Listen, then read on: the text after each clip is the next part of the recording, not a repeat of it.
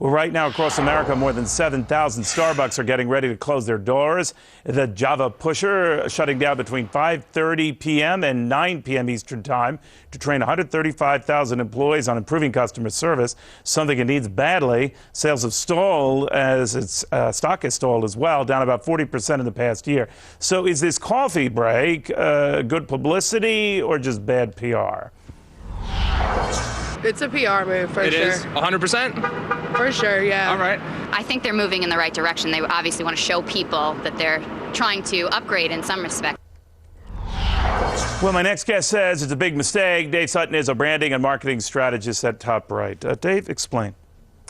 You know, Neil, I'm really concerned that this might come across as being just a shameless publicity stunt and ultimately might give the brand a real black eye.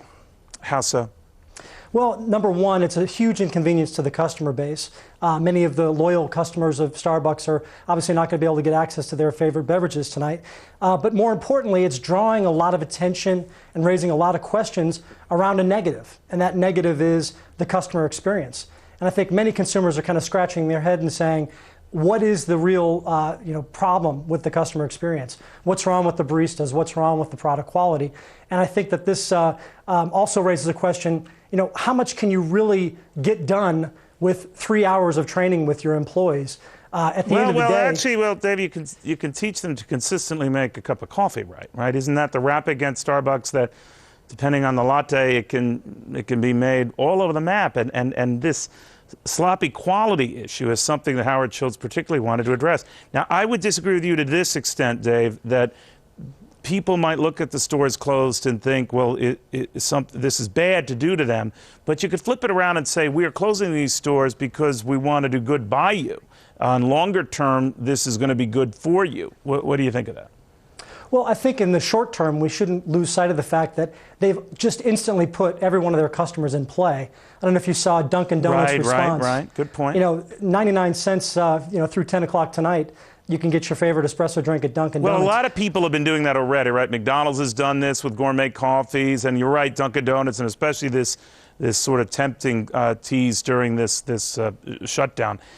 But I think Starbucks is looking kind of at the bigger picture beyond this, right? We've got some quality control issues, we've got some inconsistent issues, and we got to get people on the stick to address it, right? Well, I think if you look at it from a short-term perspective, that's certainly true. I think from a longer-term perspective, what they're effectively doing is they're raising the bar now on themselves, because and so they should, well, right? Tomorrow morning, people are going to show up at Starbucks and expect that the customer experience has been transformed, as Howard Schultz has defined it. And I think at the end of the day, that kind of cultural transformation, that kind of quality and service transformation takes a lot more than a 3-hour training program. So you think that this 3-hour shutdown today, it will prove a bad idea and hurt them, not only shorter term, but longer term? Absolutely, because if I'm at Dunkin' Donuts or I'm at McDonald's writing marketing strategy for tomorrow morning, my headline's going to be, we've got such great coffee and such a great customer experience, we forced Starbucks to shut down yesterday. McDonald's hasn't even launched their premium beverage program, the espresso program, won't come out until this summer, and they've already got Starbucks on their back heel. All right, Dave Sutton, thank you very much.